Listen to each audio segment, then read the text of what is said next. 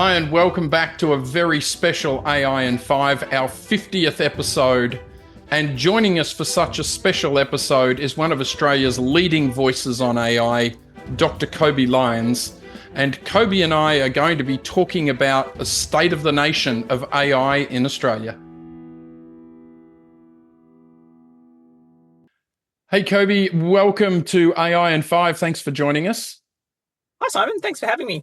And this is a very special episode. This is my 50th interview, so really special.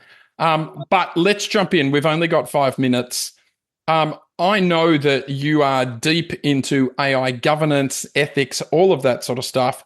I'd love to get from you a bit of a state of the nation. Where is Australia at with AI management and AI governance and things like that? Sure. Well, congratulations on your 50 episodes. I've obviously chosen a salubrious environment to celebrate in my Fantastic humble abode of my car. So thank you very much for interviewing me. I think that it's a really good question, actually. There's a bit of a change of tone in the conversation, I would say, in the last even month or two, which I'm watching with great interest. So my background is that I've had 2 commercial roles where I've actually done AI impact assessments. So I've already been in the weeds doing the work and also been part of, with a much larger team, some of the Standards Australia work on helping to write the ISO standard on governance. So I've been waiting for this moment where everybody's got a POC or a pilot that they've implemented and then says, okay, now how do we scale? And I think we're at that point now where a lot of companies are saying, okay, I did that thing, I went to cloud, I bought the product, but either it didn't quite do what I expected, or it's cost more than I thought it would, or we had some things that we hadn't thought about. So what I'm seeing now is people asking a lot more questions. Are you seeing the same in your world? Because you do this work as well. Yeah, I had a great interview with Tom Goh from City of Sydney the other day, and he was saying that exact thing. He's struggling to just size up some of the work they're doing because he can't see the return on investment. Yeah, and a lot of it's actually not a question of ethics. And I've said for a long time, although I do AI impact assessments, for me, the bigger question is always, does your use of AI align with your risk appetite, your strategy, your values? Because if not, you're not going to get value from it, and you're also not going to get what your customers are expecting from your brand. So there's a really deep question of trade-offs and cost. And when I say cost, I don't just mean financial cost. I also mean potential risk to, what customers might have happened to their data or have happened to them that they wouldn't expect. So I'm really delighted to see that shift, and I'm really happy with the approaches I'm getting to us to basically seek advice on how to do that, how to implement that beyond just I need a policy. People are really starting to think about processes, and they're starting to think about people and culture, which is probably the biggest part of all of this and probably the hardest part as well. Yeah. Do you think there's any impact also kind of coming down that, the DTA has published its policy for FedGov. We've got the 10 guardrails now. We've got some ethical guidelines. Is that kind of playing into it too, do you think? It's hard for me to say. My gaze is mostly global, and so the ISO standard has been in play for a long time and definitely coming and now here for a few months.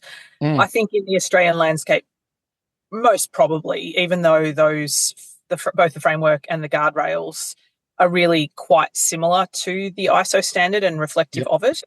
For those who aren't familiar, they're about continuous upkeep and life cycle review. They're not just a set and forget kind of, this is what you need to do to be compliant. They're quite different to some of the other standards that people would have come across, and also all of business. So probably, I think there's been a lot of conversation. We also had our AI month last month, which I don't think really changed the conversation, but I think it made a lot of people more aware of the Australian positioning. Yeah, I think you're probably right. Yeah, and the ISO you're talking about, that's 42,001. What is the primary thrust of that? I know you've had quite a bit of input to it. Yeah, a whole lot of us have, and I always give them credit. There are a lot of us. I'm just one little cog. The AI management standard is, as its name would suggest, it's not just about governance. It's actually about how you manage AI from when it comes in through the door to what you need to do to think about until you retire it. And that includes all kinds of things. It's not very prescriptive, but it gives nudges and guidance to say, look, you need your top management. They refer to top management rather than boards, but that's boards to think about, I would say, risk appetites ideally. And then you also need to have carrots and sticks for behaviours internally, because there's no point having a policy if it floats around in the ether and isn't attached to some of the more concrete goals that people need to achieve. So a lot of the work I'm doing now is with boards and with execs individually and with companies working out, okay, where are you at in your company journey and where do you need help doing this work? And I don't need to be there for all of it. You can go off and socialize your policy, but when you want to look at the processes, come back because I know what you need to do and we'll see what fits for your organization. So there's a really a question of fit for purpose, not a single one size fits all in the standard. Yeah, wow, wonderful. Well, we're at time, but I always ask everybody the same question, and for the 50th time, I'm going to ask you, what is your one great tip for someone just starting their AI journey?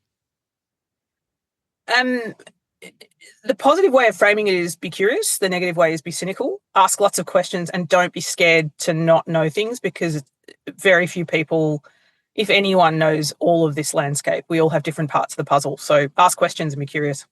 Yeah, I hate the term expert, AI expert, because I don't know that there are too many. Look, this has been a great AI in 5. I've loved it, Kobi. Thank you so much.